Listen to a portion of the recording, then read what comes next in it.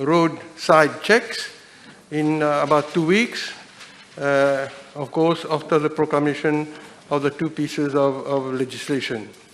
And I wish to inform the honourable member also that the same devices will be used in Rodrigues. The police in Rodrigues will use the kits prescribed as in Mauritius, and samples of blood will be sent to the FSL, to Mauritius for analysis. Mr. Speaker, sir, I note that no member from the opposition has taken part, has participated in this debate. What can I conclude, Mr. Speaker, from this? The non-participation, the absence of the opposition can only illustrate l'indifférence de l'opposition sur la question du combat contre la drogue. Cette absence très remarquée, Monsieur le Président, pas un seul membre n'a choisi de faire quelques commentaires sur ce projet de loi. Cette absence remarquée est une preuve, s'il en fallait une, Monsieur le Président, du désintéressement, ou je dirais même de la distanciation de l'opposition sur la question de la drogue. But we on this side, we are comforted to reassure the country at large that we are taking every step to reduce the loss of life as a result of road crashes. The objective of my ministry remains the provision of safe modes of transport to the population. And as I said, safety is not restricted only to drivers and riders, but also to pedestrians alike. We will leave no stone unturned for the safety of our road users. This bill, again, Mr. Speaker, I again repeat, bears testimony to the effort of this government, of this Prime Minister, and our commitment to improve road safety and protect all road users. Additionally, it symbolizes also the continuous fight of our government under the leadership of the Prime Minister against drug abuse and its lethal consequences at all levels. As Minister of Transport, I would like to thank the PMO, the Prime Minister's Office, the police, the FSL for their unflinching support. Mr. Speaker, sir, this bill is innovative in that the police has now the lawful procedures and sophisticated mechanism at its disposal, as I mentioned in my main speech, to detect cases of driving under the influence of drugs. Government is relying on the support of the police officers who have provided their unfettered support so far to reduce the number of road crashes, to continue their enforcement activities. And for this reason, Mr. Speaker, sir, we reiterate our appeal to the Commissioner of Police for the support of his officers in fighting drug driving on our roads, which is a major cause of fatal accidents. Last but not least, Mr. Speaker, I take this opportunity to make an appeal also to all road users, to the population at large, to make the road a safe place for one and all. La route n'est pas un espace privé, Monsieur le Président, elle appartient à tout un chacun. Let us all make our roads safer for our cherished ones. I have done. Thank you, Mr. Speaker. Seconded. Seconded. The question is that the Road Traffic Amendment Act 2019 Amendment Bill number 6 of 2022 be read a second time. Those in favor say aye, those against say no. The ayes have it. Public Bills Committee stage.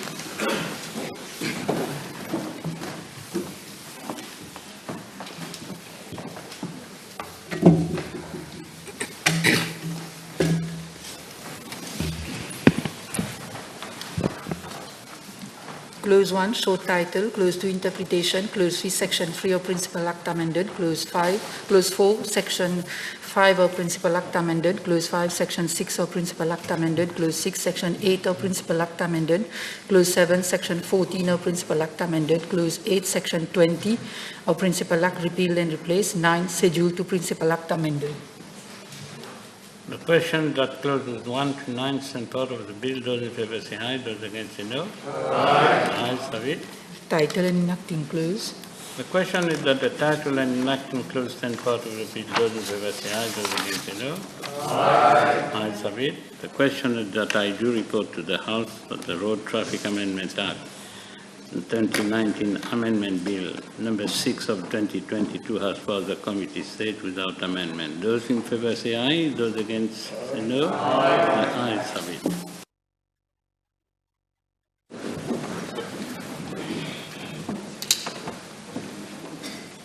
Please be seated.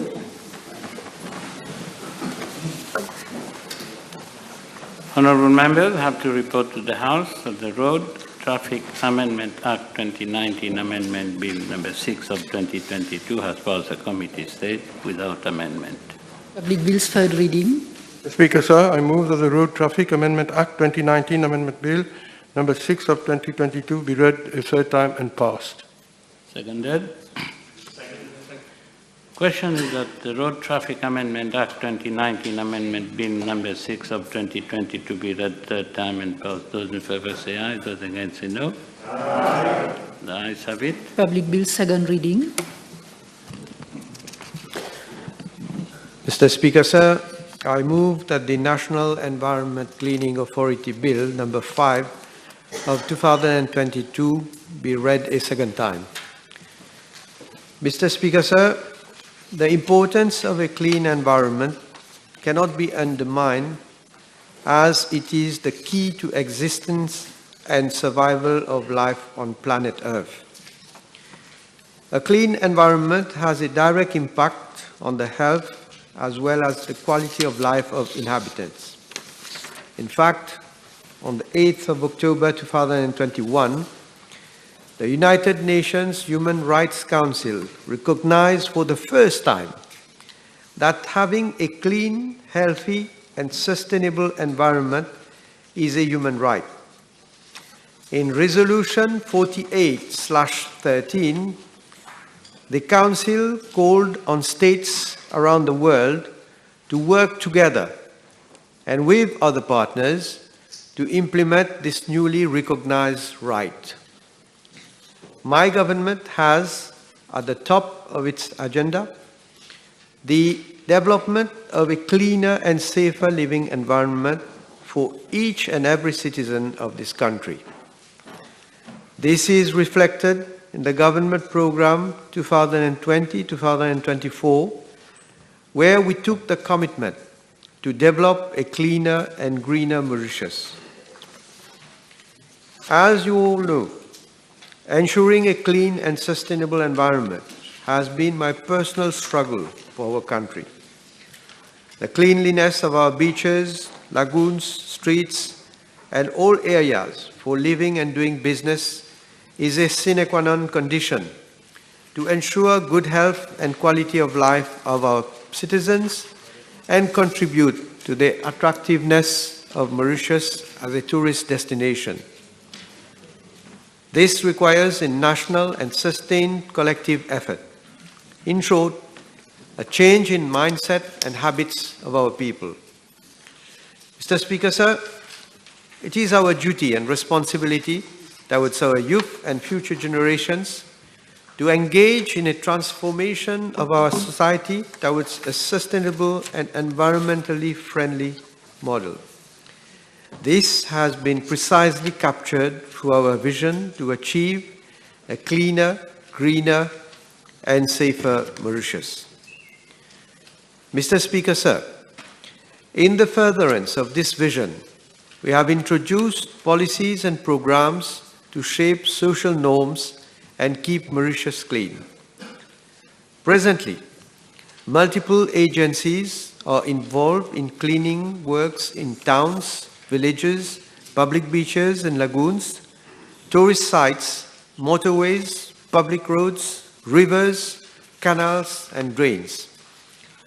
A sizable amount of financial, human and logistical resources is being deployed by ministries, departments, local authorities and other public entities for cleaning activities and embellishment.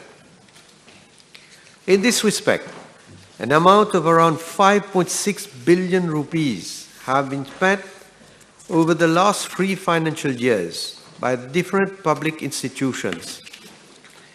This covers waste management, which includes waste collection, operation, and maintenance of transfer stations and transportation of wastes to landfill, as well as operation and maintenance of the landfill site.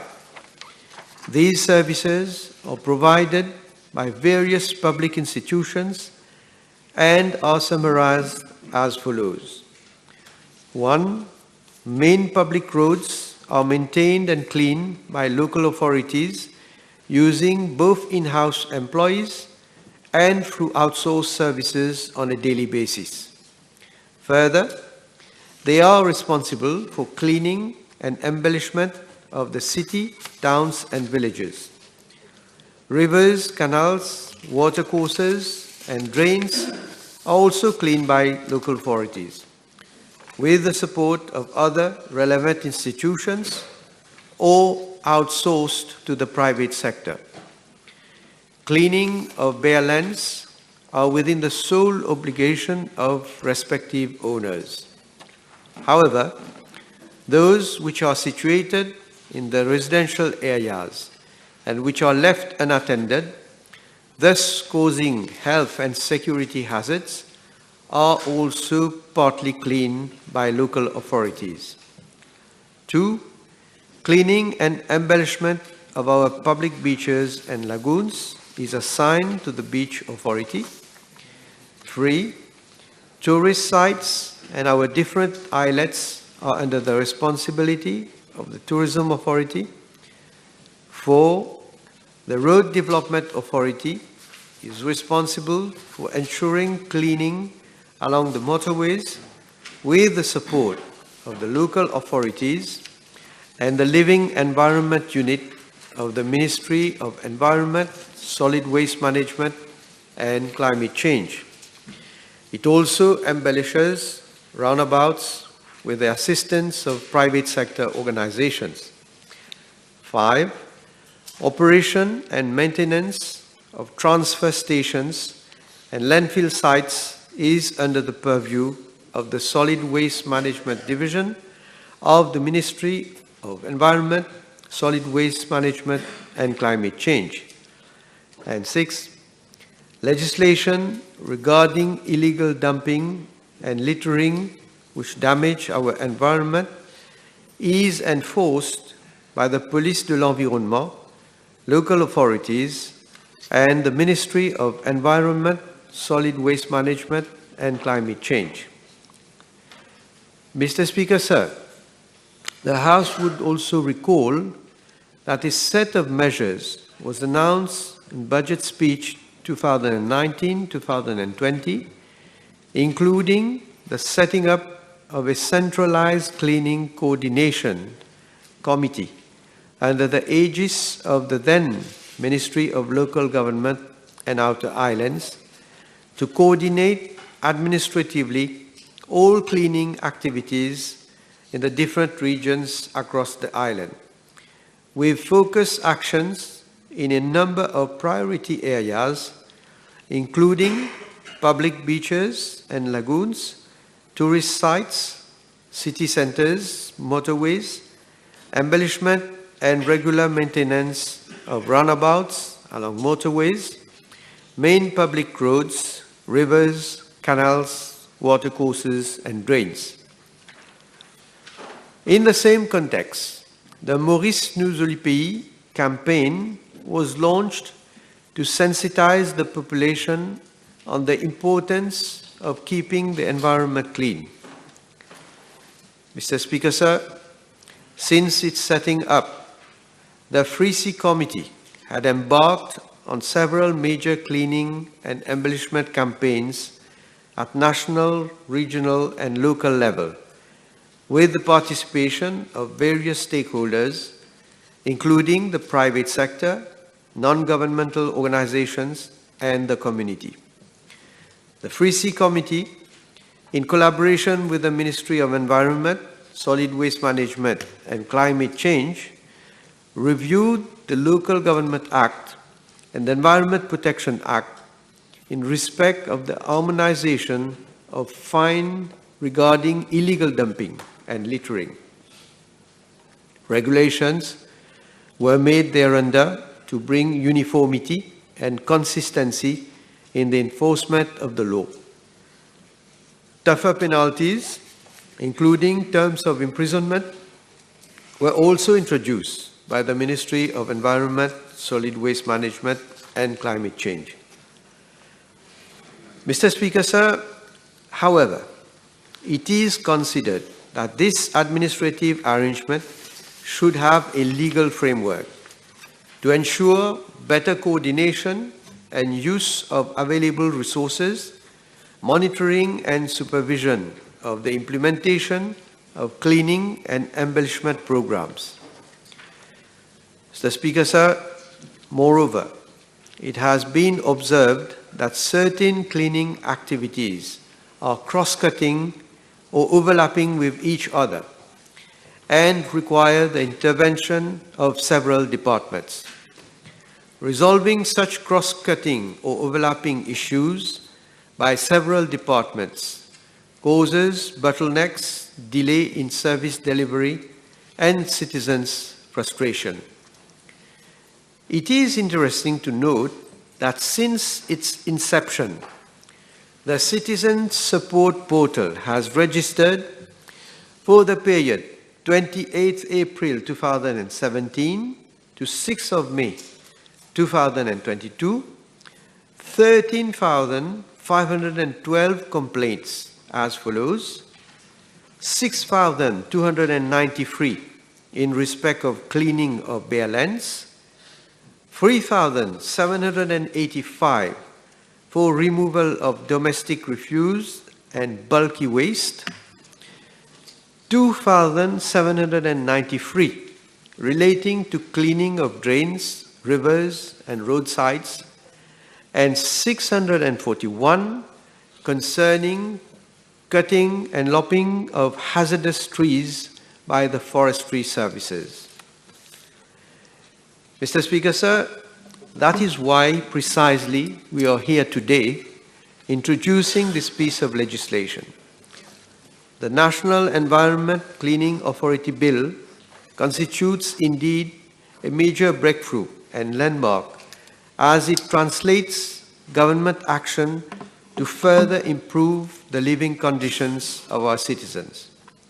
In fact, paragraphs 371 and 372 of the budget speech of this financial year provides for the establishment of the National Environment Cleaning Authority under the aegis of my office that will spearhead the national cleaning agenda.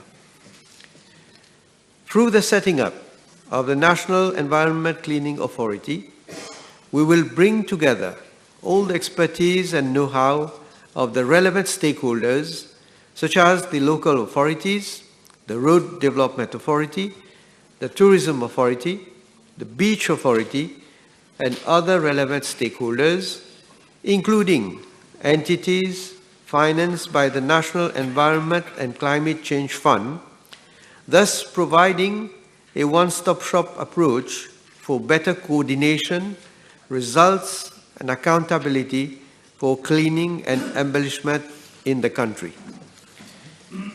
This will definitely spare us from any duplication of work and wastage of time, human resources, and public funds.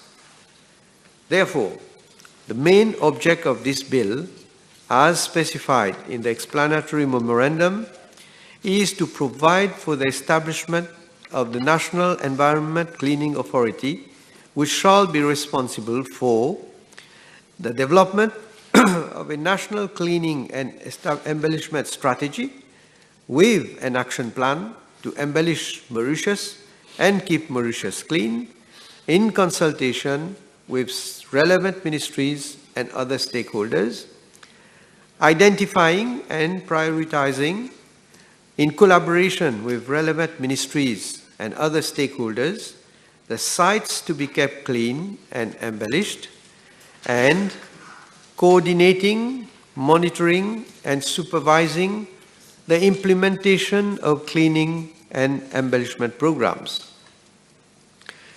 The bill further provides that the National Environment Cleaning Authority shall, in the discharge of its functions and exercise of its powers, inter alia, undertake as and when required cleaning and embellishment works and cause cleaning and embellishment works to be undertaken by a local authority, the Road Development Authority, Tourism Authority, the Beach Authority, and other relevant stakeholders, including entities financed by the National Environment and Climate Change Fund.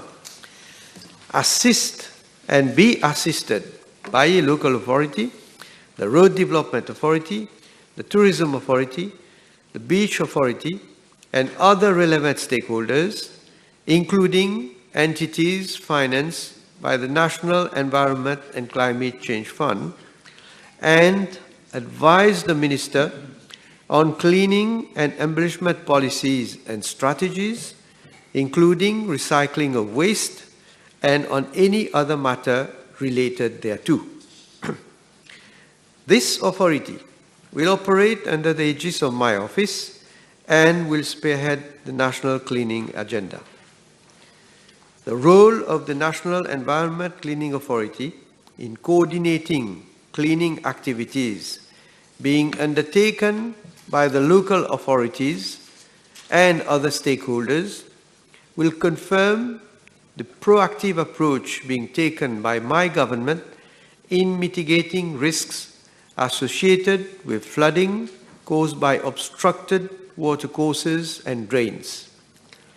This will make way for a clean and salubrious environment, thus contributing towards mitigating the spread of vector-borne diseases, and the cleaning and embellishment of Mauritius will be an asset to the tourism industry.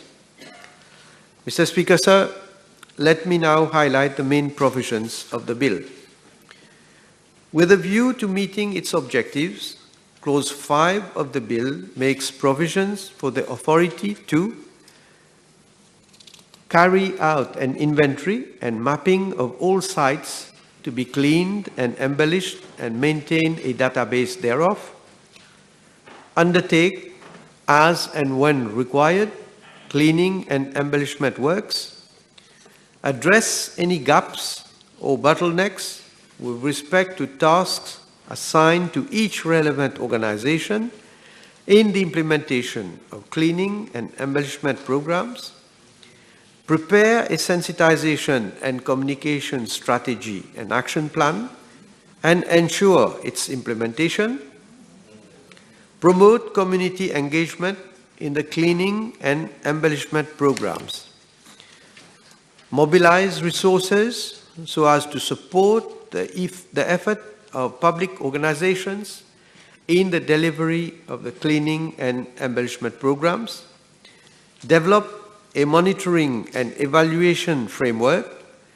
to ensure that all stakeholders provide feedback regularly, cooperate with any other organization, including the private sector, having objects wholly or partly similar to its objects, and advise the Minister on cleaning and embellishment policies and strategies, including recycling of waste, and on any other matter related thereto. Mr. Speaker, sir, the National Environment Cleaning Authority will be an apex institution responsible for the development and implementation of a national cleaning strategy with an action plan for the island of Mauritius. This will include waste collection and waste recycling in the medium to long term. The National Environment Cleaning Authority will monitor the cleaning, greening, and embellishment exercise over the island in a holistic manner and address any gaps or bottlenecks with respect to tasks assigned to each relevant organization, including seeking funds as well as implementing the task whenever required. The National Environment Cleaning Authority will also promote community engagement and the private sector in the cleaning and embellishment programs for the benefit of the population for a cleaner and greener Mauritius. The focus will not only be on cleaning and embellishment, but also on sensitization and raising awareness of the population on the importance and urgency of keeping Mauritius clean, green, and safe. Keeping Mauritius clean is a collective responsibility and can only be achieved with the support of the whole nation. That is why the National Environment Cleaning Authority will come up with sustainable programs to sensitize the community at large on the issue of cleaning and embellishment while involving their active participation therein. All the different stakeholders will be called upon to play major roles in the implementation of the programs when human and financial resources and logistic facilities will be made available. Mr. Speaker, sir, Clause 6 of the bill empowers the National Environment Cleaning Authority to instruct a local authority, the Road Development Authority, the Tourism Authority, the Beach Authority, and other relevant stakeholders, including entities financed by the National Environment and Climate Change Fund, to carry out any cleaning and embellishment works. Once the cleaning and embellishment exercise would be carried out and the wastes collected and transported to one of the 5 transfer stations located across the island, the Solid Waste Management Division would be required to manage these wastes by ensuring that all the wastes that are brought to the transfer stations are properly sent to the Marchico's sanitary landfill and disposed of in an environmentally safe and sound manner. However, the disposal of the waste at the Marchico's landfill is, nonetheless, a short-term measure. In the medium to long term, that is, as from 2024 onwards, the Solid Waste Management Division is envisaging to set up regional composting plants and sorting units with a view to processing organic waste, such as food waste and green waste, for production of compost, while the sorting unit will accept recyclable materials such as paper, plastics, carton, and metal for further separation and recycling. The regional composting plants and sorting units are expected to be operational, most probably as from mid-2024. Thereafter, all wastes collected will have to be segregated into 2 main streams, namely organic waste and recyclable materials. The organic waste stream will comprise any food waste and green waste branches collected and sent to the composting plant, while the recyclable stream will consist of waste materials such as paper, carton, plastics, and materials and metals, and sent to the sorting units. A third waste stream, namely residual waste, may be envisaged, and these will be disposed to the landfill. Mr. Speaker, sir, with the coming of the regional composting plants and the sorting units, and the requirements for waste to be collected as segregated streams instead of commingled streams, the National Environment Cleaning Authority will be called upon to ensure that all the relevant stakeholders follow this new guideline of waste collection and transportation. With the efficient operation of these new waste management facilities We will thus move towards the implementation of a circular economy approach in the solid waste sector, boost recycling and resource recovery, and meet target 12.5 of Sustainable Development Goal 12 on sustainable consumption and production. Mr. Speaker, sir, Clause 7 provides for the authority to be administered and managed by a board comprising a chairperson, representatives of both public and private sectors, as well as appointment of 2 persons having wide experience in the field of landscaping or urban regeneration.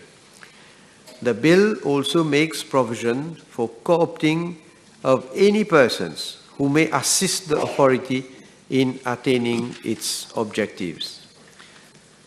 Clause 10 further provides for the appointment of a director by the minister who will be responsible for the day-to-day activities of the authority. Other salient features of the bill pertain to the following. Clause 11 empowers the board to appoint such staff and consultants following approval of the minister for the proper discharge of its functions under this Act. Moreover, the Secretary to Cabinet and Head of Civil Service may, subject to the approval of the Public Service Commission or the Local Government Service Commission, designate such public officers to assist the authority in the discharge of its functions. Clause 12 provides for the authority to establish a general fund into which all monies received shall be paid and out of which all payments required to be made for the purposes of this Act by the authority shall be effected. As per Clause 13, the authority shall submit to its responsible minister, not later than 31st of March in every year, an estimate of the income and expenditure of the authority for the next financial year for his approval. Clause 14 provides that the board shall prepare an annual report together with an audited statement of accounts on the operations of the authority in respect of every financial year to be laid before the National Assembly. Moreover, the auditor of the authority shall be the Director of Audit.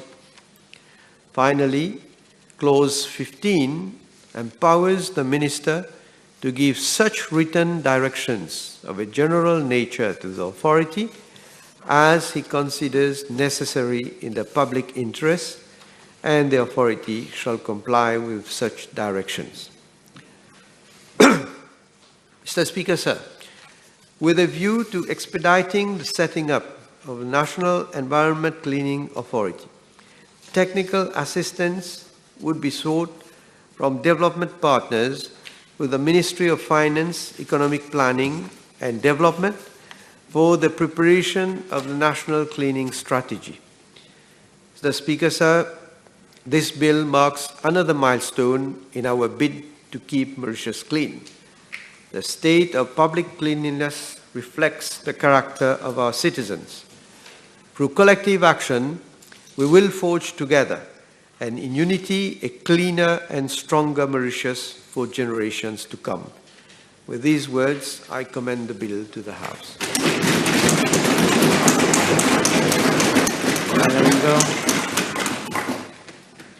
Mr. Speaker, sir, as rightly said by the Honourable Prime Minister, this bill, if implemented, has as main objects to, and I quote, the development of a national cleaning and embellishment strategy with an action plan to embellish Mauritius and keep Mauritius clean, in consultation with relevant ministries and other stakeholders.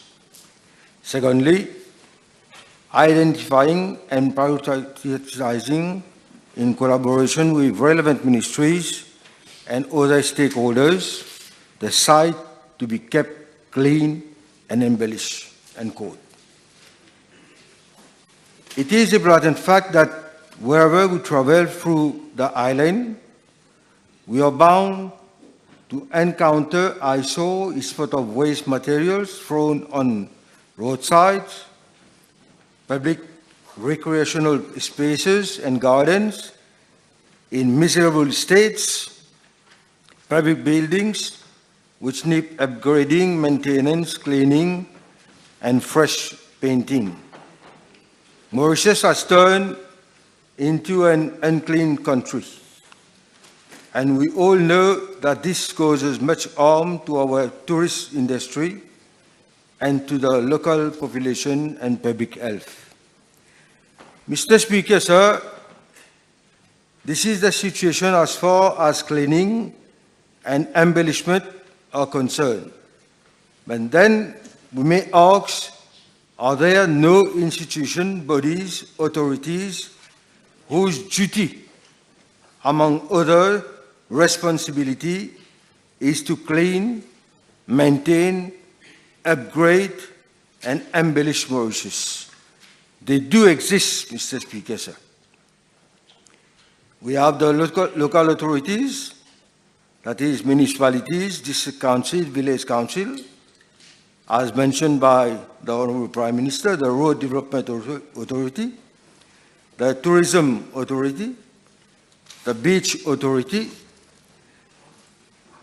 organization financed by the National Environment and Climate Change Fund. Mauritius is not clean and embellished for the simple reason that these institutions and authorities are not working as they should do. They are failing in their assigned responsibilities to clean and embellish Mauritius. We witness with utmost sadness and pain the state of our towns and villages. It is really a pity when we look around and we find sites and other public places which some years back were small jewels, that those same places are being converted into waste deposits.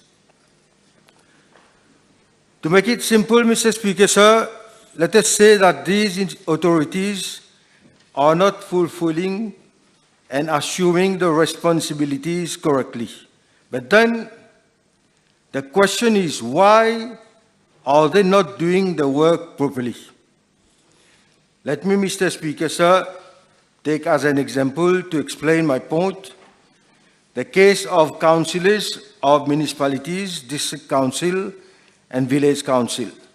Mr. Speaker, sir, our towns and villages are in this state because those local authorities suffer from a scarcity of means. It is not normal that the gross bulk of local authorities' budget goes to the salary item. No real funds are made available for purchase of new equipment and implementation of new projects. During those past years, Mr. Speaker, sir, numerous reports have been commissioned on local administration.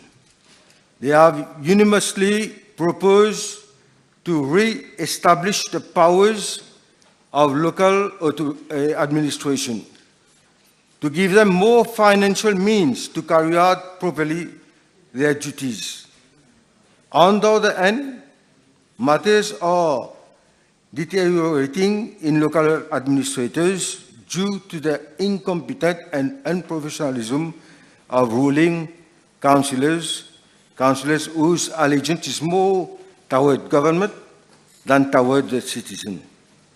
Government is aware of this state of things, but instead of logically find solution to those two weaknesses I just mentioned, that is, organize as soon as possible regional election, and thus have new and competent team in our local administration, and give them means to them that government propose to create a super body who shall control those local bodies. That is a superstructure which will in fact be controlled by the Prime Minister's office. Government continues thus to steal the powers of municipalities and district council, so much that those local administrations are but government puppet without any real powers to perform their duties. Quels sont les facteurs qui ont contribué à cette incapacité, à cette dégradation, à cette léthargie des collectivités locales? Permettez-moi, Monsieur le Président, de résumer ces raisons. Viol de la démocratie régionale, renvoi des élections. La centralisation outrancière au lieu d'une décentralisation planifiée pour plus d'autonomie. Pour preuve, les collectivités locales ont été transformées en de sub-offices du PPS. Les sous-financements des collectivités locales par rapport à leurs responsabilités statutaires. Les manques de main-d'œuvre et la démotivation du personnel, l'opacité de la Local Government Service Commission, le manque ou l'absence de supervision, pas de politique de maintenance régulière. Le service municipal est plus réactif que proactif. Les équipements sont sous-utilisés et mal entretenus. Absence de synergie avec la communauté, les forces vives, les comités de quartier, par conséquence davantage, et pour ne pas aller encore plus loin. Monsieur le Président, le citadin ne croit guère aux capacités ou pire à la réelle volonté des collectivités locales de bien gérer la ville. Au lieu de créer de nouvelles institutions qui entraîneront de lourdes dépenses administratives, il faut revigorer les collectivités locales, leur fournir les moyens humains, techniques, logistiques et financiers. Mr. Speaker, sir, everybody knows that this government cherishes big projects that cost millions and billions of rupees, usually financed by foreign debts, but those projects avail themselves to be des éléphants blancs. Are we creating a new white elephant with this cleaning up embellishment authority? Are we once more throwing public funds through the windows? On this particular part of the bill, Mr. Speaker, sir, no indication are laid out about the funding, real funding of this authority, but it is working capital and its development fund. How will the authority be financed, or should we guess that government intend to use the money of the National Environment Climate Change Fund for this purpose, instead of funding the different existing cleaning and embellishment program of local authorities and social and ecological private organizations? This bill, Mr. Speaker, sir, if it is voted, will contribute to further undermine, reduce drastically the few remaining powers of local administration. Regional elections have been twice postponed. Local powers are being shifted to ministries and now to a new authority. Is it government ambition to scrap completely elected local administration? That is a legitimate concern. Mr. Speaker, sir, to conclude, let me deep from my heart tell the Honourable Prime Minister that this bill is a nonsense. It aims at doing what other institutions No, please, Honourable are Member. supposed. Honourable Member, this is not a parliamentary word. Okay, I withdraw the word. Thank you very much. Are supposed to be doing, but not doing it properly. And this is for all those reasons I mentioned above. Instead of creating a new elephant, a white elephant, pour protéger quelques gens du pouvoir and dilapidated public funds, government should organize long-due regional elections, amend the law to give back their powers to local administration, and give them more financial means and more autonomy. This is the solution. Let us get back to the principle and practice of democracy. Thank you, Mr. Speaker.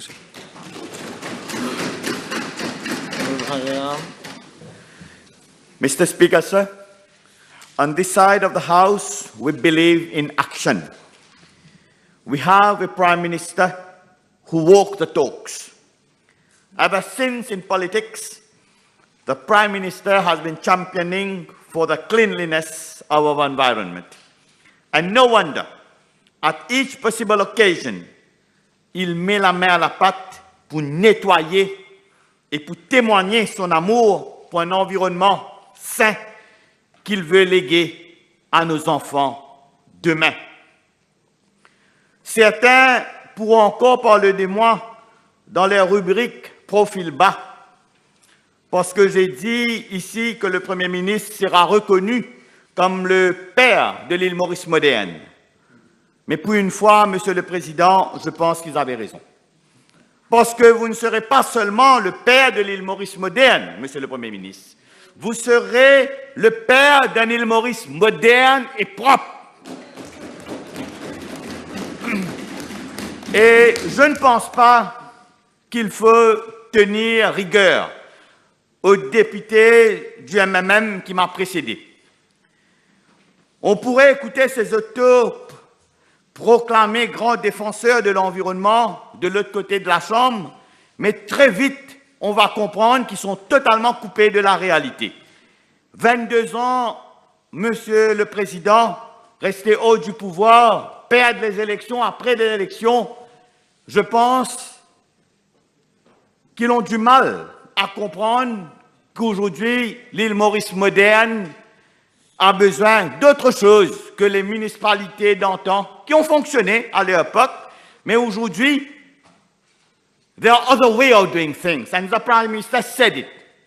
This National Environment Cleaning Authority will be an apex body. What is an apex body? Let me take 2 seconds to explain. We know everybody's job is nobody's job. There are several authorities doing same job.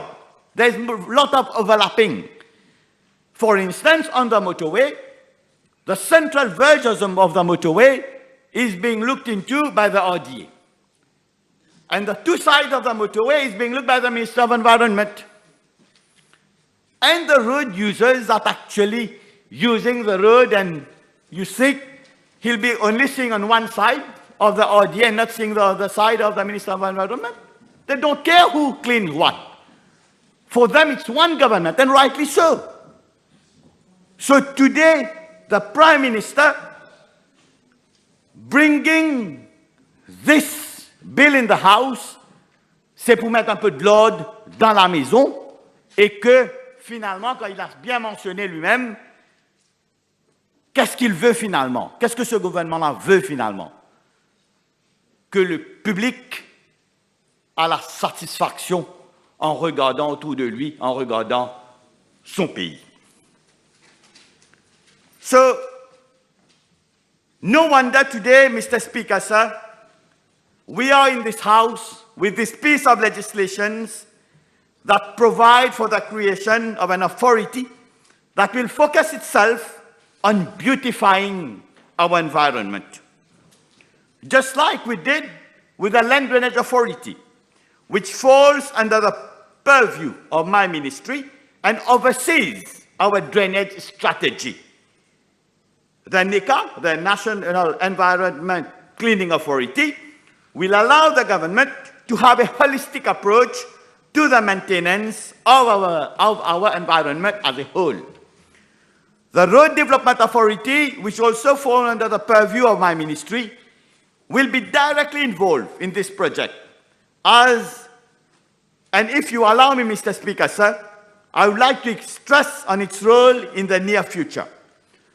The road network in Mauritius consists of around 2,300 kilometers of road, out of which 1,274 kilometers fall under the responsibility of the RDA and are comprised of the motorway, A road and B roads. The RDA undertakes to ensure the maintenance and upgrading of those roads, its infrastructures such as guardrails and signage, but it also involves its environment. This involves trimming of grass and weeding, looping of branches, trimming of edges, cleaning of drains, repair and replace damaged guardrails and concrete slabs, painting of road infrastructures. Presently, the RDA is responsible for the embellishment of the central verge of our motorways, which represent approximately 500,000 square meters. And to that, another almost 1 million square meters, which represents the vegetation along our main roads. You will agree, Mr. Speaker, sir, this is a considerable surface area and requires much time and labor to maintain at once, especially during the summer rainy season.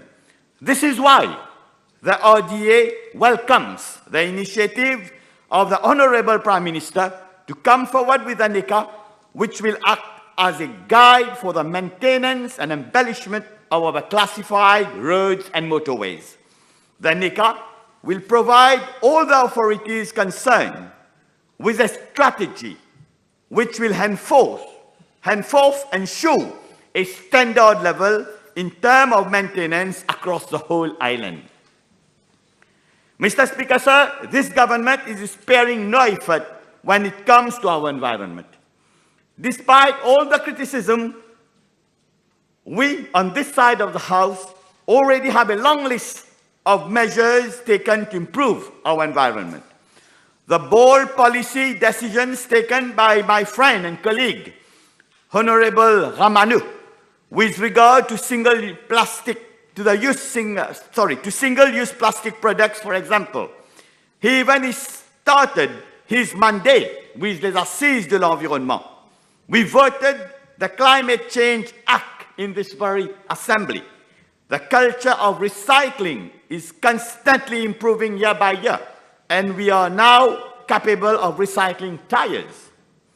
We came up with a National Youth Environment Council to encourage youth participation in the protection of environment.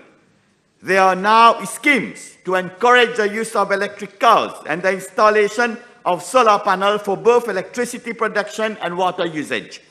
The policy of this government is for every tree that has been cut down, we are compelled to plant 3 trees, and this is applied to every infrastructural project implemented by this government, even at Samarel, where road stabilization works are ongoing, and I had the pleasure to inform the House about the number of trees that has been planted and transplanted in the region of Nouvelle-France. Mr. Speaker, sir, I will not stop reminding members of this House of the danger we are facing because of climate change. Fortunately, this government, which is far-sighted, and at its head a visionary Prime Minister who came up with the Land Drainage Authority in 2015. Then also, c'était la même rhétorique. Job for the guys, éléphant blanc. And today, we see, and very soon, we will come with the Land Drainage Master Plan. Today, we have been able to come with a 3D model of our topography, which allow us to identify regions which may be subject to flood. And this government is injecting massively to ensure that we secure those locations. The bill we are debating today be a testimony to this government endeavor, not only to improve our infrastructure, but also to preserve our environment and attain sustainability and make Mauritius an eco-friendly country and a green destination. This bill, Mr. Speaker, sir, and the authority that is being created has nothing to do with the famous Maurice Durab, a dream sold to us by Dr. Namin Ramgoolam and is spearheaded by Honorable Osman Mahomed. Where is it now? Flop total, Monsieur le Président. This is l'éléphant blanc. This was job for the guy. They promise us more than 100 projects worth billions of rupees. I wonder where did all that money go? Unfortunately, Honorable Mahomed is not speaking. They walked out. Obviously, they could have explained, enlightened the House. And then, the dare talk of éléphant blanc. La ferme voltaïque des Citaram, Monsieur le Président.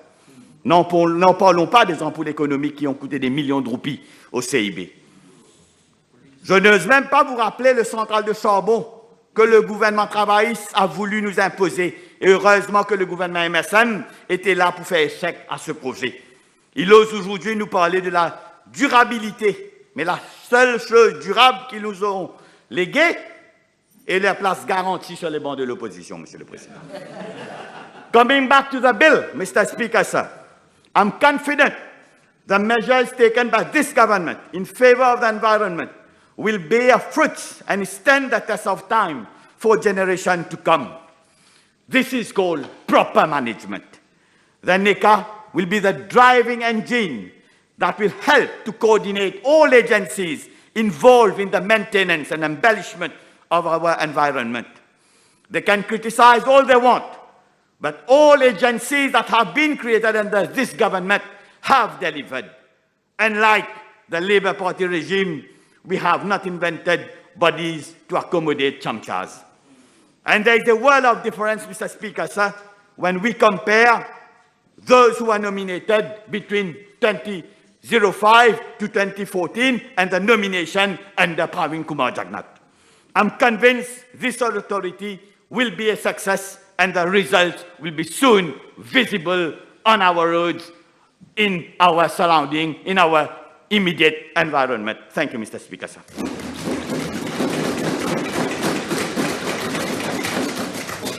Honorable Ramdani. Mr. Speaker, sir, I thank you for the opportunity to contribute to the debate. At the very outset, allow me to thank the Honorable Prime Minister for bringing this important legislation to the House. Mr. Speaker, sir, in line with the policy of the government to create a cleaner, greener, and safer environment, and with the inception of the cleanup and embellishment campaign launched by the Honorable Prime Minister Pravin Kumar Jagnat in 2017, this bill will consolidate the existing legal framework. Mr. Speaker, sir, ensuring the cleanliness of our public space is a shared responsibility. Beyond what the government can do, we members of the public must help keep Mauritius clean as a matter of habit and reflex. The majority of Mauritians take pride in keeping Mauritius clean, and most of our public space are clean because of efficient cleaning services. However, Mr. Speaker, sir, it is a pity to see dumping by irresponsible individuals throughout the island, when in fact there also are many scavenging facilities provided by the local authority island-wide. Mr. Speaker, sir, allow me to refer to the Section 2 of the Environment Protection Act 2002, which is a declaratory provision and reads as follows.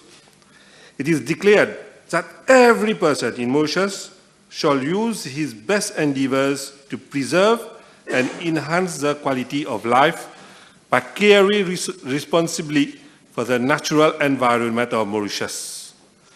This provision, Mr. Speaker, sir, as innocuous as it may seem, in fact entrusts each and every individual with an environmental stewardship.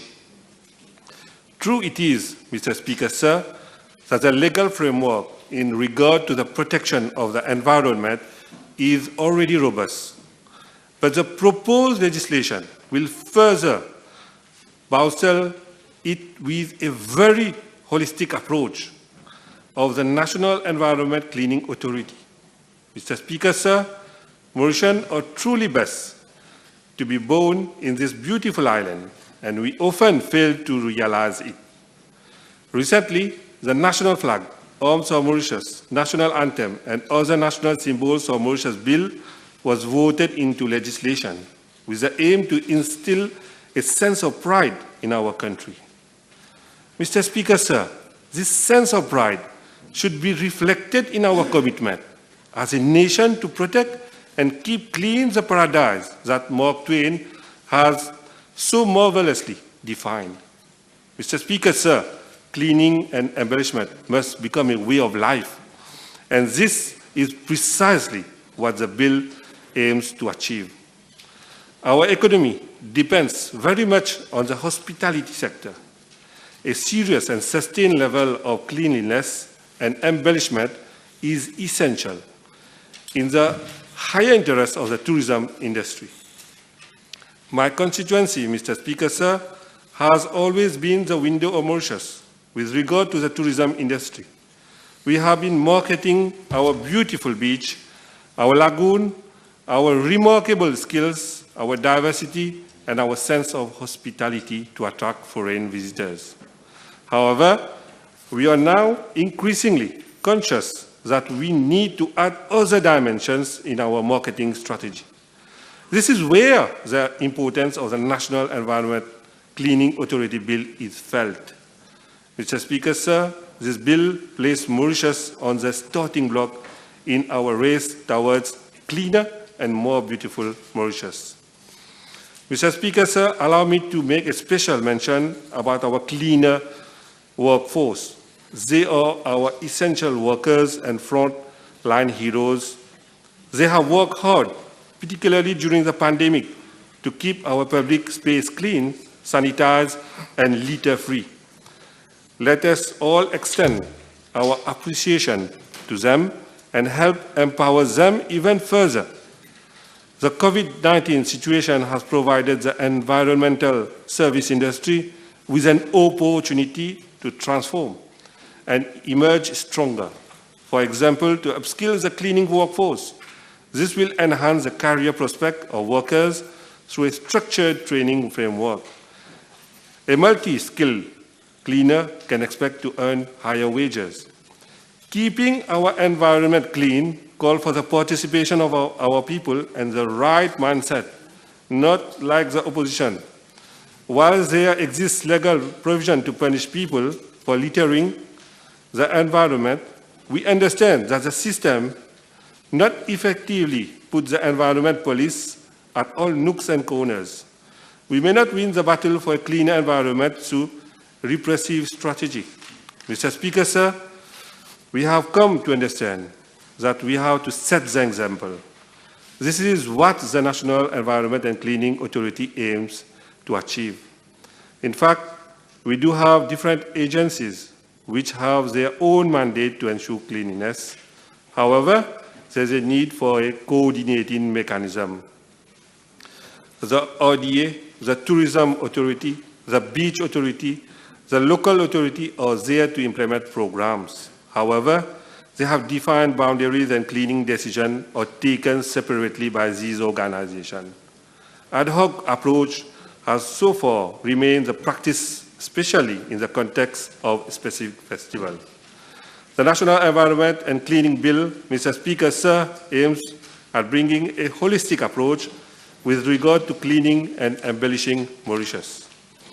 The National Environment and Cleaning Authority would have the power to develop an action plan and a holistic strategy to keep Mauritius clean, to embellish specific places in consultation with other stakeholders. This authority would also monitor the cleaning and embellishment activities taken by the different agencies mentioned earlier. Placed under the supervision of the Honorable Prime Minister himself, the National Environment and Cleaning Authority would be directly answerable to the Honorable Prime Minister. There would be no room for delay, gaps and bottlenecks, while coordinating the activities of different agencies The National Environment and Cleaning Authority would also rally support of the community and actors of the private sector to achieve set of objectives under this bill. Mr. Speaker, sir, Mauritius is a privileged land, abounding in places of natural beauty within very short distances. The goal of embellishment is within our reach. We can achieve it. Sometime back in our history, when I was growing up, there were some programs under the label Fleury Maurice, which were implemented through initiative of some village council. I remember trees were planted on road reserve. Flower and other decorative were grown. Competition were organized in winning villages and municipal wards were honored. The National Environment and Cleaning Authority would have to explore the latent possibility within the community and the private sector. The latter do already adopt roundabouts along highways. The House take good note of the effort displayed by the private sector organization. Mr. Speaker, sir, many households do already embrace the reserve along their respective property. However, it does not make much sense if the whole neighborhood is not in harmony. The National Environment and Cleaning Authority would have the responsibility to provide the leadership for an embellished Mauritius. The embellishment challenge is not impossible to achieve. Countries like the Middle East have effectively overcome the greenery deficit and successfully embellished public places despite the climate challenge and not so conducive environment. Malaysia, where rain is abundant, has adopted the embellishment culture since many decades. Mauritius will not have major difficulties in maintaining the domesticated greenery in public places. Mauritius is not a rain-deficient country. The cost of maintaining the greenery would be far less than that in Dubai, for example. Mr. Speaker, sir, there's a need for the right leadership to make Mauritius clean, green, and beautiful. This is the goal set by the Honorable Prime Minister after having embarked on modernizing the country. I sincerely look forward for a day in a future not so remote when Mauritius and foreign visitors would be enjoying their journey either by metro, visit magnificent sceneries from the heights, or by bus along a clean environment and green and flourished sceneries along the road and highways. In conclusion, Mr. Speaker, sir, each of us is an integral part of our collective effort to protect our environment and keep our island clean. Our level of public hygiene reflects who we are as a people. Our daily choice defines the cleanliness of our environment and the safety of our community. By taking proactive action, making meaningful adjustment in our daily lives, we can make a difference. With the government, industry, and community working together, I am confident that we can keep Mauritius clean and become a litter-free nation. Thank you, Mr. Speaker, sir. MP Béranger.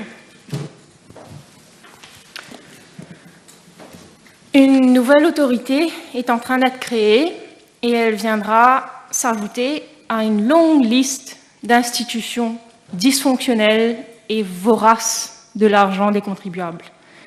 Monsieur le Président, je ne vois aucune explication valable qui puisse justifier la création de cette National Environment Cleaning Authority. En réalité, la seule raison de la création de cette autorité est d'assurer la pérennité du MSM. Depuis 2019, ce gouvernement n'a de cesse de créer des agencies, des authorities, des councils. Ils diront certainement « travail là peut faire ». Mais ce n'est pas forcément le cas. Et ne voient-ils pas que ce faisant, ils enlèvent la liberté d'action à des organismes et structures qui sont déjà là? Monsieur le Président, je m'attellerai à mettre en lumière les incohérences de ce projet de loi dans les minutes qui me sont allouées. En premier lieu, cette loi vient dupliquer les responsabilités et représente, dans les faits, un aveu d'incompétence, d'inefficience et d'inefficacité. La semaine dernière, nous avons débattu la motion de censure contre le gouvernement. Eh bien, cette semaine, c'est le Premier ministre qui vient désapprouver et censurer plusieurs de ses ministres et des chairpersons qu'il a lui-même placés à la tête de nombreuses autorités existantes. C'est une véritable claque pour ces ministres et ces chairpersons, une claque très sonore. Ce projet de loi équivaut à une motion de blâme, d'abord contre le ministre des collectivités locales, si on s'en tient à la section 50 du Local Government Act, contre le ministre de l'Environnement et de son Solid Waste Division, si on s'en tient à la section 89 de l'Environment Protection Act, contre le ministre des Infrastructures publiques et responsable de la Road Authority, si on s'en tient à la section 4 de la Road Authority Act. Et au-delà d'être une motion de blâme à ces ministres, avec cette nouvelle autorité, le gouvernement est en train de répéter les mêmes erreurs. C'est-à-dire rendre tout le monde responsable de tout et au final, personne ne sera responsable de rien et le travail ne sera pas fait. Prenons des exemples concrets. Le nettoyage des drains, une tâche dont la responsabilité est supposée revenir aux administrations régionales, mais aussi à la RDA, à la LDA, et le résultat est que chacun passe-boule et finalement, les drains sont bouchés et le pays est inondé. Le gouvernement refait la même erreur ici avec le National Environment Cleaning Authority, la Beach Authority, la Road Development Authority, la Tourism Authority, les District Councils et les municipalités. Toutes ces autorités ont déjà la responsabilité de nettoyer et d'embellir. Au final, on verra la même chose que pour les drains. Chaque autorité se renverra la balle et le travail ne sera pas fait. Le Premier ministre dit qu'il faut faire la coordination entre les autorités, mais il y a déjà en place une National Environment Commission, un Environment Coordination Committee. Pourquoi ne pas les utiliser? Pourquoi ne pas les renforcer? Ce qui m'amène à mon deuxième point, ce projet de loi affaiblit davantage les organismes existants. Et comme je viens de le demander, je ne comprends pas pourquoi ne pas plutôt renforcer et responsabiliser davantage ces organismes qui sont déjà existants. En même temps qu'il crée des doublons, ce projet de loi diminue le rôle des autres institutions publiques qui sont supposées assumer cette responsabilité de nettoyage et d'embellissement, y compris les district councils, les municipalités, et octroie donc encore plus de pouvoir au Premier ministre, comme s'il n'en avait pas assez, qui, en tant que ministre responsable du National Environment Cleaning Authority, pourra donner des ordres à d'autres autorités lorsque la tâche n'est pas remplie par celle-ci. En effet, parmi les fonctions de cette autorité, il y a, je cite, « undertake as and when required cleaning and embellishment works ». Donc, nous sommes en droit de nous demander combien d'officiers seront recrutés pour faire ce travail, avec quelle formation. On sait aussi que, comme expliqué dans l'explanatory memorandum, cette nouvelle autorité peut, je cite, « cause cleaning and embellishment works to be undertaken by a local authority, the RDA, the Tourism Authority, the Beach Authority, and other relevant stakeholders ». Donc nous pouvons aussi nous poser naturellement la question, est-ce que l'effectif des autorités déjà en charge du nettoyage seront augmentés, puisque ces autorités que je viens de mentionner manquent clairement de moyens. Et au lieu de les renforcer, au lieu de leur donner plus de pouvoir et de moyens, le gouvernement vient créer une nouvelle autorité et gaspiller l'argent des contribuables qui ont déjà les poches presque vides. Prenons un exemple. Les plages de Pointe-au-Piment, Balaclava et les environs, comme beaucoup d'autres, mais on va s'arrêter sur celle-là, sont souvent envahies de déchets et pour cause, les 25 poubelles débordent tout le temps. J'ai les photos à l'appui et je les dépose. La collecte des ordures sur le front de mer et la plage publique se fait trop rarement. D'ailleurs, un habitant s'en est plaint à la radio pas plus tard que la semaine dernière. Et ce qui est étonnant est que le chairman de la Beach Authority est intervenu sur ce même sujet lors de l'émission et a affirmé qu'il n'y a pas d'entrepreneur désigné pour entretenir cette plage et que la Beach Authority ne dispose pas de camions de benne, et d'affirmer également que la Beach Authority bénéficie d'un coup de main de la Tourism Authority et du District Council. Dans ces conditions, ce serait quand même assez ironique que le National Environment Cleaning Authority aille demander à la Beach Authority de procéder à des travaux de nettoyage qu'il n'arrive déjà pas à faire. C'est le comble de l'ironie. Est-ce que, donc, l'effectif et les moyens des autorités qui ont déjà la responsabilité du nettoyage et de l'embellissement seront renforcés? En troisième lieu, qu'est-ce qui est entendu par cleaning? Puisqu'il ne faut pas, encore une fois, que le nettoyage se fasse au détriment de la santé. La protection de l'environnement ne se limite pas à l'aspect visuel, à l'esthétique, au cosmétique. Embellir, c'est bien, mais il y a des questions de fond, il y a une pollution moins visible et il ne faut pas que le nettoyage se fasse au détriment de la santé. Il n'est pas précisé dans le projet de loi ce qui est entendu par cleaning. J'espère que l'honorable Premier ministre nous en dira plus, mais en attendant, je présume qu'on parle aussi du désherbage le long des routes et des autoroutes. Je saisis donc cette occasion pour demander quels sont les produits qui seront et sont utilisés pour cet exercice. À quelle fréquence sont et seront-ils utilisés? Quelles protections et formations sont données pour ces hommes et femmes qui se baladent le long des routes avec leur pulvérisateur et souvent sans le matériel adéquat?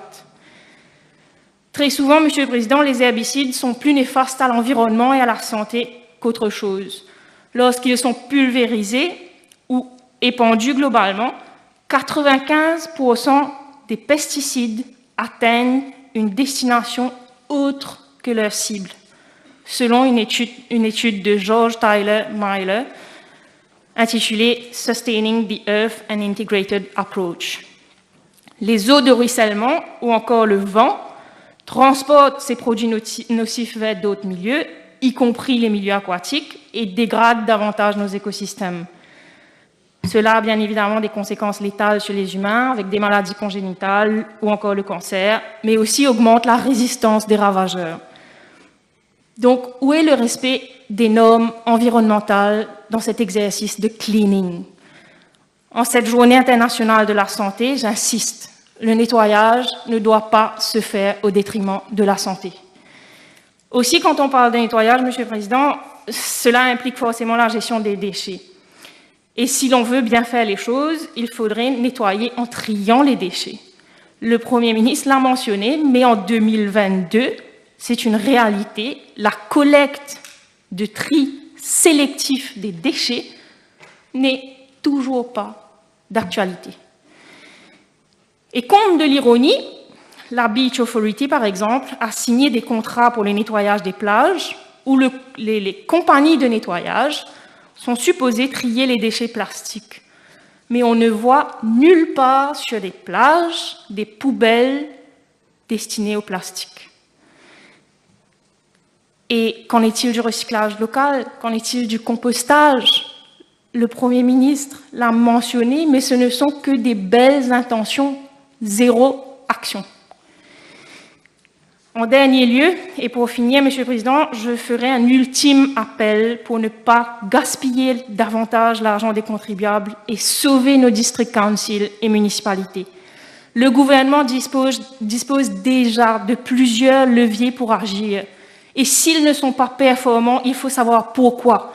Est-ce qu'il y a des sous-effectifs? Est-ce que les ressources sont inadéquates? Est-ce qu'il y a un manque d'équipement? Une démotivation en raison de l'absence de méritocratie? Ce n'est pas en continuant de gaspiller l'argent des contribuables. Et on ne parle pas d'une petite somme, on parle de 100 millions de roupies, si je me réfère au dernier budget. Ces 100 millions de roupies devraient revenir aux collectivités locales ou à la limite à aider les Mauriciens à joindre les deux bouts à la fin du mois. Donc ce n'est pas en continuant de gaspiller l'argent des contribuables, en dupliquant les responsabilités, que le problème sera réglé. Ce n'est pas en centralisant davantage, en usurpant les pouvoirs des collectivités locales que l'on atteindra les objectifs. Il aurait fallu renforcer les autorités déjà existantes. Les municipalités et district councils doivent retrouver leur autonomie. C'est ce qu'a toujours prôné le MMM. Et il est regrettable que le Premier ministre préfère les sacrifier pour encore une fois avoir le contrôle suprême, avoir la mainmise, quitte à blâmer au passage ses ministres et à avouer, sans vraiment le réaliser, on dirait, que nos institutions publiques, supposément responsables du nettoyage et de l'embellissement, ne fonctionnent pas comme elles le devraient, à cause du copinage incessant entretenu par ce gouvernement. Ce gouvernement est responsable de la faillite de nos institutions et trouve maintenant le besoin de créer une nouvelle autorité pour faire croire que le travail sera fait. Mais pour conclure, Monsieur le Président, je dirais qu'en multipliant ainsi les autorités, le gouvernement montre ses prétentions d'un cheval de course, mais finit toujours par avoir les résultats d'un âne. Merci.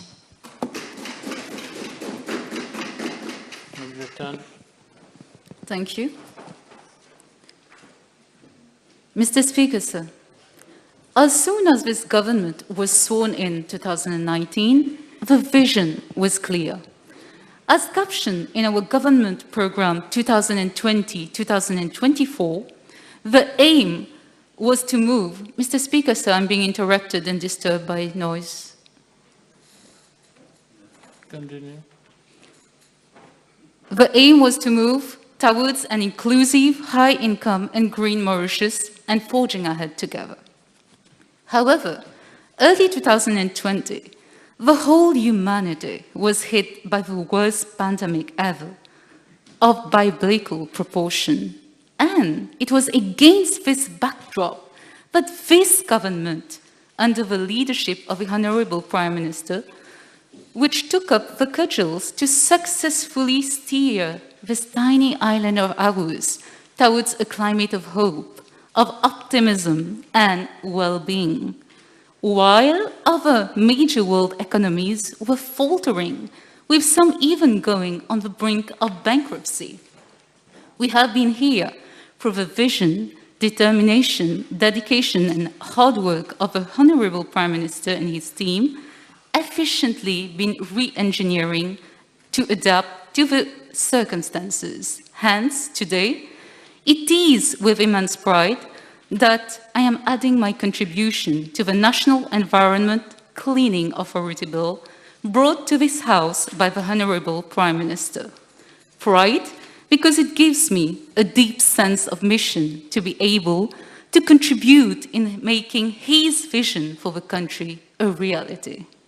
It is an indisputable fact that this country has a Prime Minister who is a man of vision, a man of his words.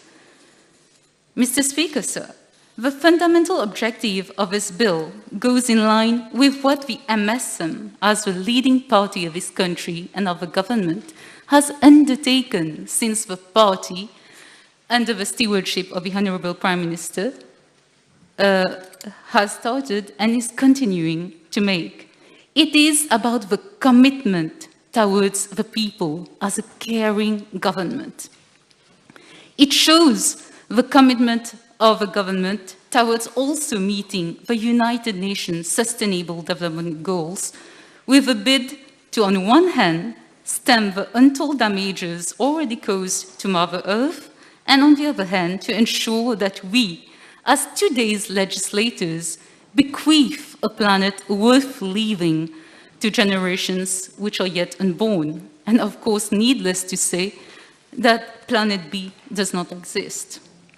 Mr. Speaker, sir, hearing Honourable Béranger speak, I am tempted to highlight the series of unprecedented, bold actions that this government has taken to almost change the very landscape of his island as far as a sane, sound and sustainable environment is concerned. But this will take too much of the time of the House. Suffice it to say that it is unfortunate, Mr. Speaker, sir, that it is often necessary to state the obvious for those who, despite being endowed with sound insight and eyesight systematically refuse to see in broad daylight a reality which even those with impaired vision can see. Be that it may, Mr. Speaker, sir, I have taken note of what Honourable Joanna Béranger has said, but I also need to remind her that this government has systematically refrained from falling into the trap of opting for an unbridled spree of wild development. Et non, ce n'est pas une motion de blâme contre les autorités, et non, ce n'est pas de l'incompétence et de l'inefficacité, bien au contraire. We have rather gone the hard and often unpopular way of paying heed to the overall environmental concern and to sustainable growth and development. This is because we, as a government, first and foremost, work towards the interest of the country rather than seeking easy political mileage. Monsieur le Président, ce projet de loi vise, à travers la mise sur pied d'un corps centralisé, doté de tous les moyens nécessaires, la National Environment Cleaning Authority, pour chapeauter et coordonner toutes les activités ayant trait à l'embellissement et la salubrité de notre territoire. Jusqu'ici, différentes organisations à plusieurs niveaux se sont affairées à leur manière à rendre notre environnement et une écologie plus salubre, plus sain et plus durable. Mais souvent, en dépit de leurs bonnes intentions, en raison d'une absence de coordination synthétisée, ainsi que peut-être manque de moyens, ces actions se font d'une manière disparate et finissent involontairement par ne pas être faites aux grandes dames des environnementalistes. Mais comme l'a expliqué le Premier ministre, c'est justement pour endiguer ces actions réalisées à grands frais, mais qui se soldent justement par une aberrante futilité, qu'on a besoin de la mise sur pied de la National Environment Cleaning Authority. Nous voulons que chaque ville, chaque village, chaque quartier de notre belle île Maurice soit d'une salubrité hors pair et qu'un embellissement qui cadre avec les grandes valeurs paysagistes dignes d'une île Maurice moderne et en phase avec les principes du développement durable des Nations Unies. Nous voulons que notre pays soit une vitrine dans cette partie du monde en matière de respect de l'environnement, de la propreté et aussi de l'embellissement du territoire. Mr. Speaker, sir, just like in Singapore and Dubai, we have seen a lot of initiatives to promoting today a green and clean culture. Recently in India, the Prime Minister, Modi ji, launched a cleanliness campaign entitled Swachh Bharat, meaning a clean India. With this bill, in Mauritius, our Prime Minister is today launching a legal campaign for a Swachh Mauritius, meaning a clean Mauritius.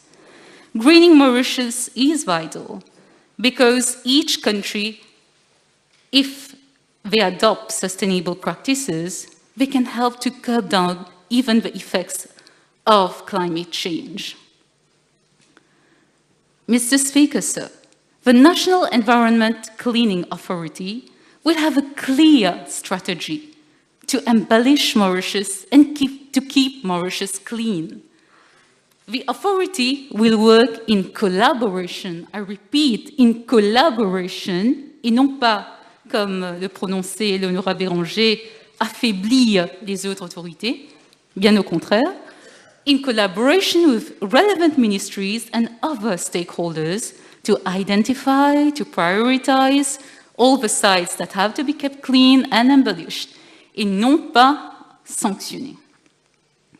Mr. Speaker, sir, it shall act as an apex body, as Honorable Eriram clearly explained, an apex body to coordinate and monitor the implementation of cleaning and embellishment programs nationwide, and to be responsible to address any bottlenecks by any institutions, and a kind of watchdog to ensure that each authority and stakeholder is actually undertaking its responsibilities.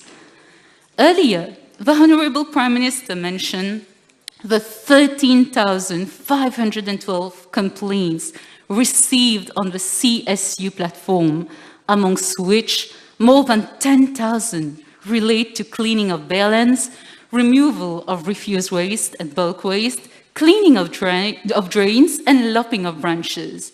And I myself, Mr. Speaker, sir, have chaired so many CSU task forces for my constituency, where no less than 1,000 tickets pertain to illegal dumping and littering, especially on bare lands, and the relevant local authorities have been called on to address the complaints.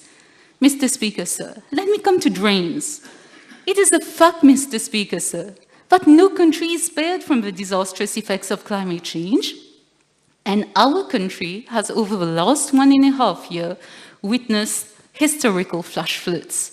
And even if climate change is inevitable, our response to it is not. Ce gouvernement, épousant les valeurs de son leader, croit dans l'action. And this is why several measures were adopted to swiftly mitigate the disastrous effects of flooding.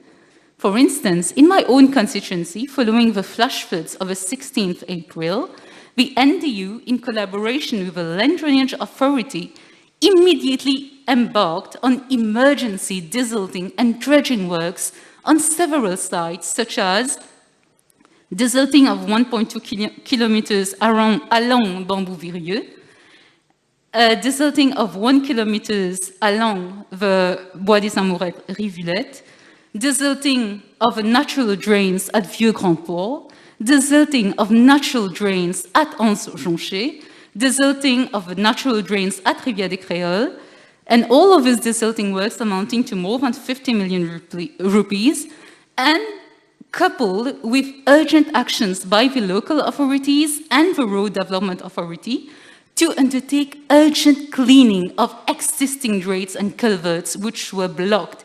And pour répondre à l'honorable Béranger encore une fois, oui, travail là, paie faire. Works have been satisfactorily completed for most sites, and of course additional consolidation works are going on, and there are a number of drain works coming up in the long term. Mr. Speaker, sir, during these exercises, it was clearly seen that some of the alarming reasons contributing to flooding are debris and dumping in those rivers and outlets. Hence, the desilting and dredging exercise needs to be carried out on a regular basis, and this is exactly what the National Environment Cleaning Authority Bill will ensure. But more importantly, Mr. Speaker, sir, the National Environment Cleaning Authority will be responsible for the overall sensitization and communication strategy. Sensitization is a sine qua non, because if in the very first instance there was no littering and dumping, there would have been no need for cleaning, and hence no flooding due to blocked outlets from debris. Hence, the National Environment and Cleaning Authority will also have as mission to create community engagement, which will also entail private sector engagement, but on which I will dwell on a bit later.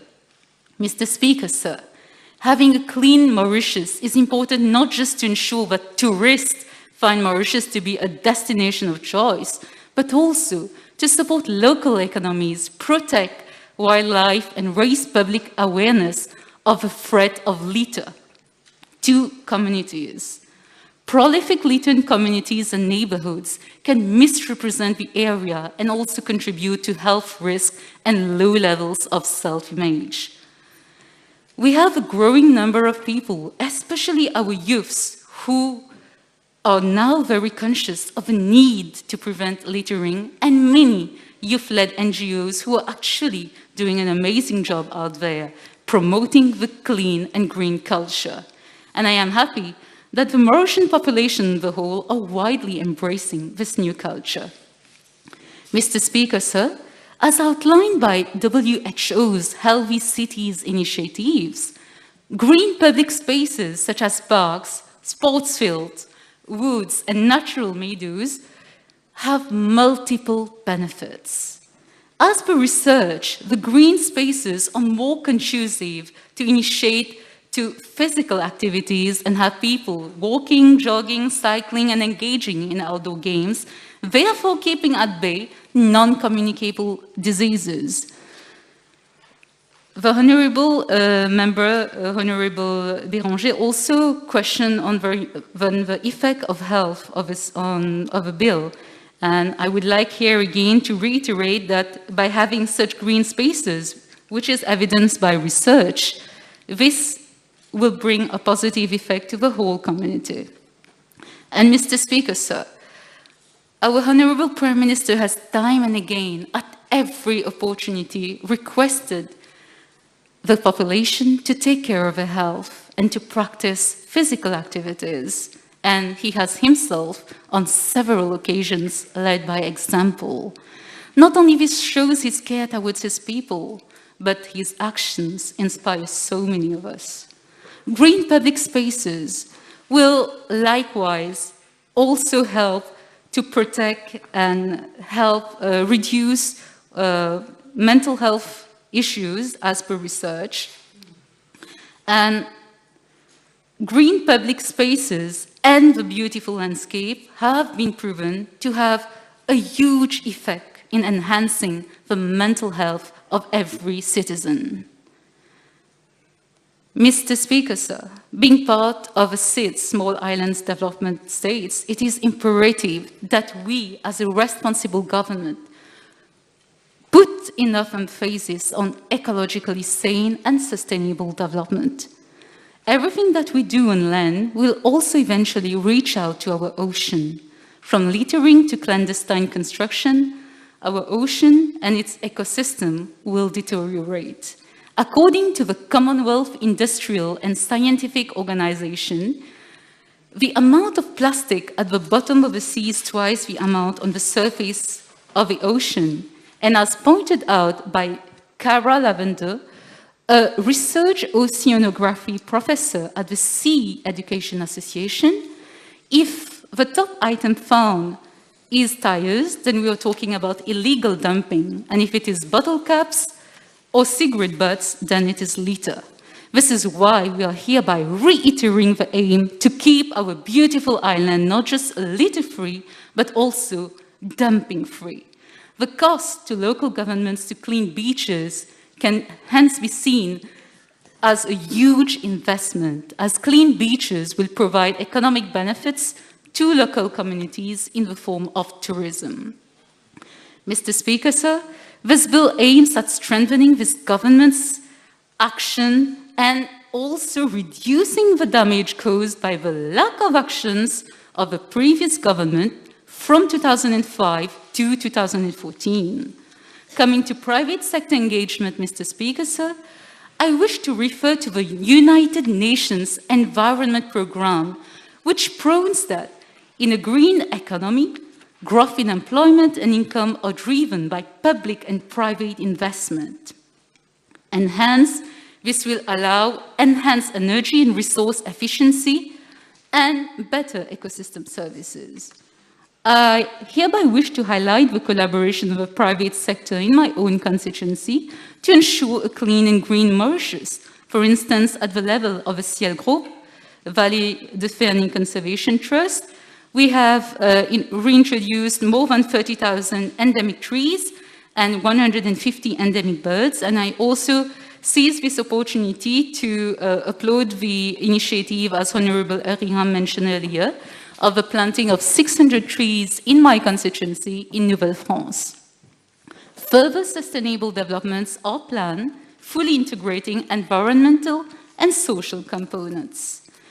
Mr. Speaker, sir, we all know that we are now living in a world full of uncertainties and unpredictability. And as I am concluding, I would say that the ongoing war in Ukraine, and God forbid its likely expansion, is causing untold miseries to people and to economies around the world. And with global disruptions in supply chains, we in Mauritius are not spared.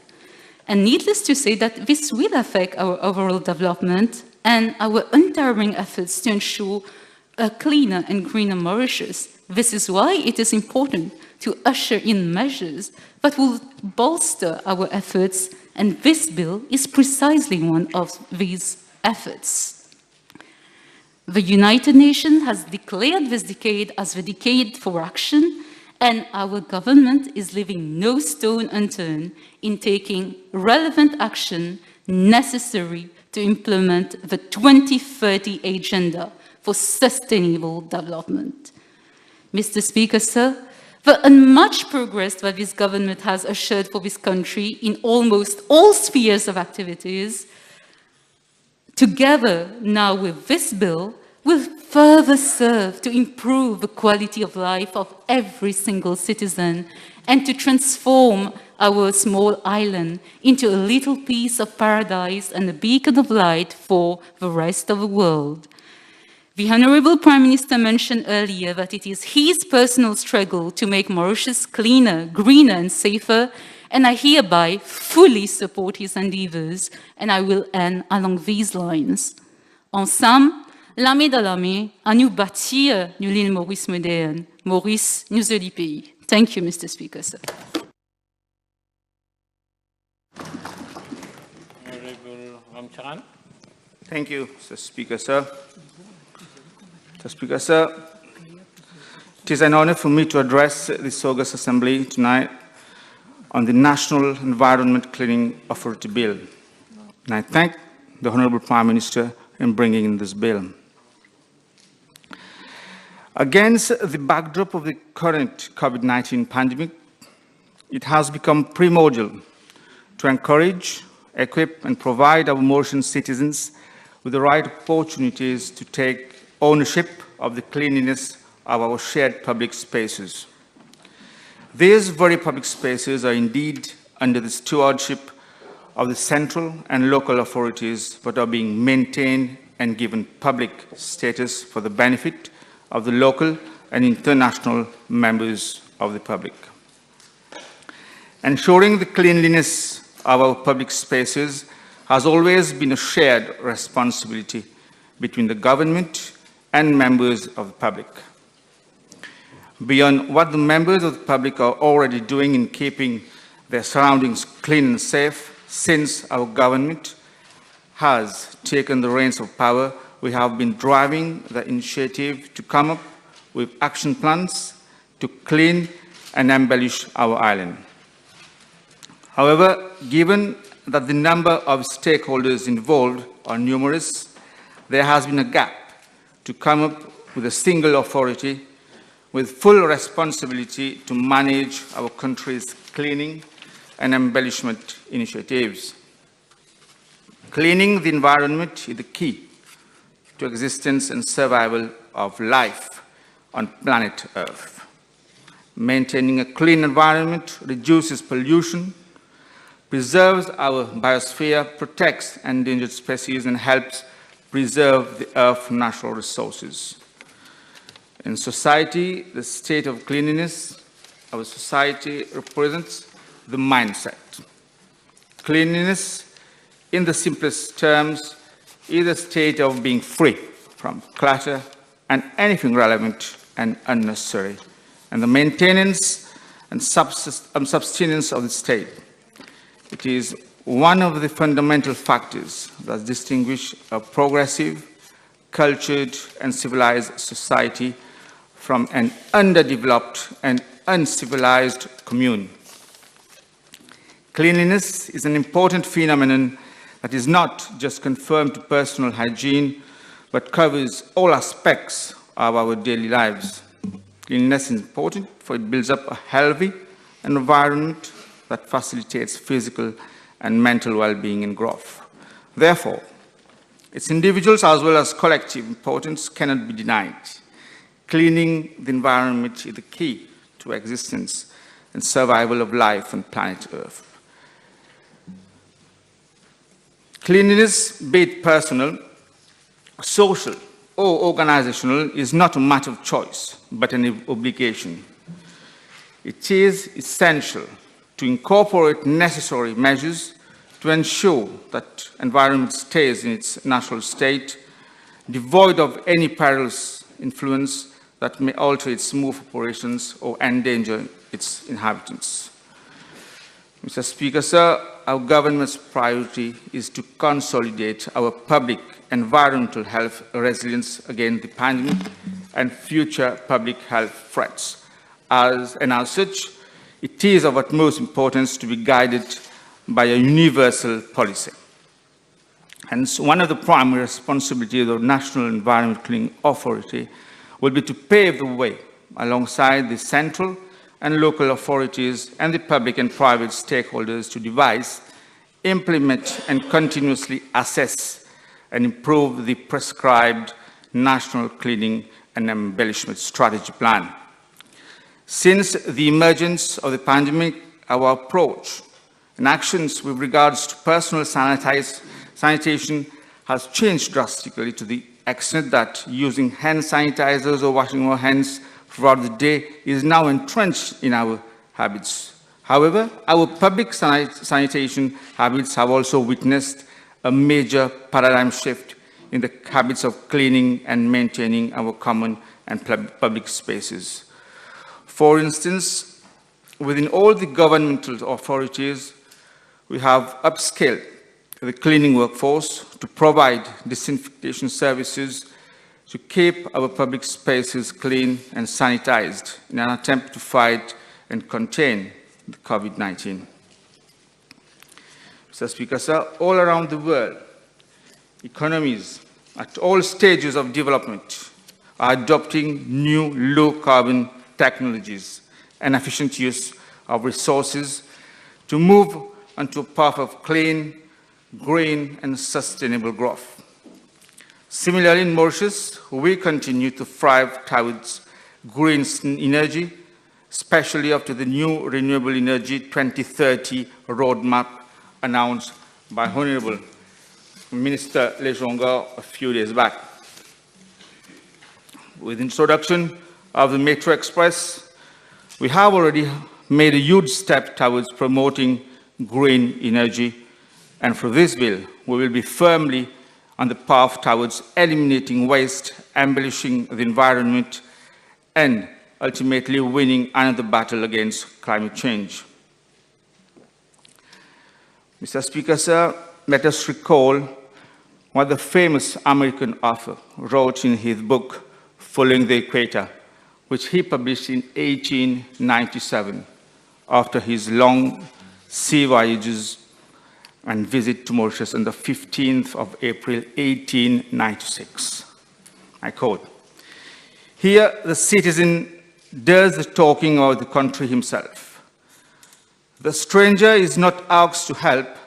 From one citizen you gather the idea that Mauritius was made first, and then heaven, and that heaven was copied after Mauritius." End of quote.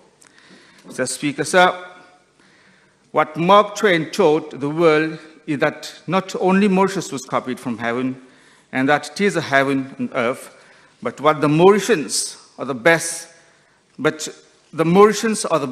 ambassadors to represent our beautiful country. Hence, through this bill, the government will announce again the chance to Mauritians to be ambassadors of their own country's beauty and cleanliness.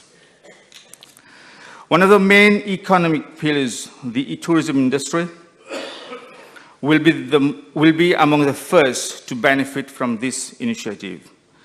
The National Environment Cleaning Authority will be crucial to hotels and restaurants, which are already striving hard to bring back their customers. Indeed, Mauritius is blessed with an abundance of breathtaking landscape, natural habitats, and vegetations, and these natural assets are of immense value. Our coastal water, for example, is one means by which we sustain our existence. People from all over the world are drawn to our island to enjoy our beautiful landscape and shores. Supporting hundreds of thousands of jobs in tourism, cleaning and embellishing our environment are concrete initiatives in sustaining our economic activity. So many of us Mauritians enjoy the different natural places, including seasides and parks, to spend quality time with friends and families, to exercise or simply to recharge our batteries after a week of hard work. Therefore, the environment is important for us, and we have a responsibility to protect and enhance it. As a reminder, Mr. Speaker, sir, plastic is ingested by several species of marine animals and hundreds of species of birds, causing suffering to these creatures and degrading vital habitats. Thousands of sea mammals and turtles die every year from eating and getting tangled in plastic waste. This truly is one of the great environmental curses of our time. In order to reduce the demand for plastic and the number of plastic in circulation, the Environment Protection Regulation 2020 came into operation and banned the importation, manufacture, possession, sale, supply, and use of not less than 10 non-biodegradable single-use plastic products since January 2021. Hence, it is essential that bold measures are taken, and the creation of the National Environment Cleaning Agency is more than necessary to help our island with a major task of cleaning and maintaining cleanliness. Mr. Speaker, sir, let me quote Mr. Ban Ki-moon, the former Secretary General of the United Nations, who said, I quote, "We are the first generation to be able to end poverty, and the last generation that can take steps to avoid the worst impacts of climate change. Future generations will judge us harshly if we fail to uphold our moral and historical responsibilities." Unquote. Mr. Speaker, sir, this government will leave no stone unturned to ensure that high standards are met in order to protect and embellish our environment. Together with different ministries in the private sector, we will strive to leave our natural environment in a better state than it was found. We will protect and enhance our natural environment so that we can all enjoy, and which we can be proud to pass on to the next generation, so that they can have a healthy and beautiful country to live in. The National Environment Cleaning Agency's operation will operate with this same vision in mind. Mr. Speaker, let me conclude with the pearls of wisdom of late Sir Aniwu Jagannath from 1983, which supports and is in line with the philosophy of the MSM and our government in setting up the National Environment Cleaning Agency. My quote, "We need to ponder on how we can help nature to help us, not exploit natural resources rapaciously and denude our earth of its riches, impoverishing our future generations." On the same line, Mr. Speaker, sir, Mauritians will recall Fleury à Maurice, a national campaign held in this country. Maurice nous joli pays, les assises de développement, which was a campaign island-wide. In India, as Honorable Jatan stated, Swachh Bharat in India, and the annual cleanup, the World campaign held in conjunction with the United Nations Environment Program, which mobilized an estimated of 35 million volunteers from 130 countries. And their motto was, "Our place, our planet, our responsibility." This, Mr. Speaker, I will say to Honorable Nagalingam from deep of my heart, that this bill is vital for a better future and the generation of Mauritius. With this, I'm done, Mr. Speaker. Thank you. Honourable members, at this stage, I'll suspend the sitting for an hour and a half.